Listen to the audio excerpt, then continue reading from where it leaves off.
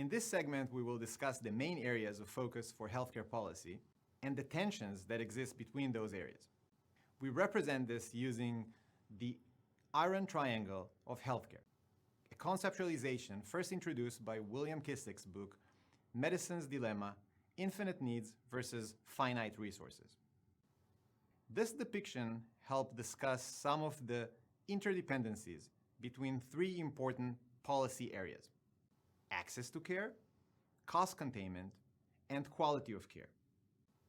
The basic idea here is that these policy goals are interdependent. If we want to improve access to care, we have to put resources behind it. That means that we're going to have to raise the cost or provide lower quality of care, for example, by seeing twice as many patients at the same time. If we want to lower cost, we can do it by lowering access to care or reducing its quality. Cheap care is likely to be of lower quality. If we want to improve quality, we can do so by making healthcare more expensive or by limiting access to care. Technological breakthroughs and elimination of low-value care, mostly care that is either preventable or outright unnecessary, are often viewed as a way to melt the ironclad relationship between access, cost, and quality. For example, the elimination of procedures that are shown to provide no benefits to patients or even harm them raise the quality of care, reduces its cost, and free up time to accommodate additional patients. That is by increasing accessibility to care. This is a good example of a win-win-win solution. But even though economists have estimated the waste from low-value care at hundreds of billions of healthcare expenditures, once we identify and eradicate such activities, we're still left with a fundamental choice that the iron triangle represents. We won't be able to avoid making difficult decisions with scarce resources, aging population, and provider shortages. To see this, let's take a deeper dive into each node of the iron triangle. We'll start with access. Broadly speaking, access issues can be broken into two main categories: general access problems and special access problems. General access problems represent a general failure of medical care suppliers to meet the demand for their services. This access challenge is experienced by all. Understaffed and overcrowded emergency rooms may create a general access problem. On the other hand, special access problems are limited to particular segments of the population. For example, people living in remote or rural areas experience difficulties in accessing advanced tertiary hospitals in a timely manner. Indigent patients, who oftentimes lack insurance, experience difficulties accessing primary and preventive care and often rely ineffectively on emergency care to meet these needs. Whether general or special, access to care refers to both the availability of care and the speed of obtaining it. Denying coverage for an expensive medicine will be an example of the former, while long wait lines for organ transplant is an example of the latter. The second node of the iron triangle is quality of care. System-wide quality of care is tricky to measure, and without the ability to measure this output, it is difficult to produce incentives to excel in quality. Of course, quality can be achieved by investing resources in having the best clinical teams and technology to treat complex and life-threatening conditions, or alternatively, by investing in population health management and prevention to reduce the incidence of such health deteriorations. Another dimension of quality improvement is the reduction of medical errors. In November 1999, the Institute of Medicine published a report called "To Err is Human: Building a Safer Health System."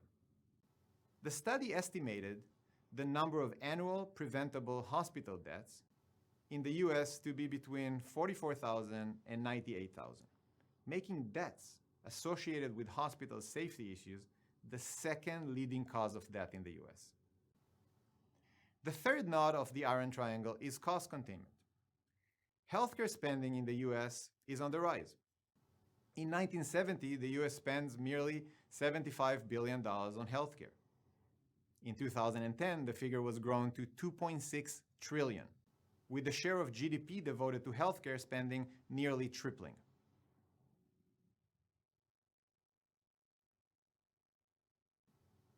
On the one hand, the US experienced rapidly increasing costs of healthcare, much faster than the rate of inflation. And on the other hand, this massive shift in resources devoted to health does not necessarily correlate to better health outcomes. To think more systematically about the cost containment issue, consider the following relationship. The quantity of services is a function of the quantity of resources. We call this a production function, where inputs like human and physical capital produces medical services. As more resources are committed to healthcare delivery, more medical services are rendered. But how much does this all cost us? Well, the cost of resources devoted to healthcare in the economy is simply a product of their quantity and price. From this, we learn that costs can rise due to increases in quantity, that is, more services are being delivered, and or increases in price, that is, each service becomes more expensive. To understand the levers by which cost containment can be achieved, let's divide and multiply this expression by the quantity of services. This would be like multiplying this expression by 1, which would preserve its value. Next, we'll have quantity of services and quantity of resources switch places in this equation. Now, the cost of resources is a product of 3 elements.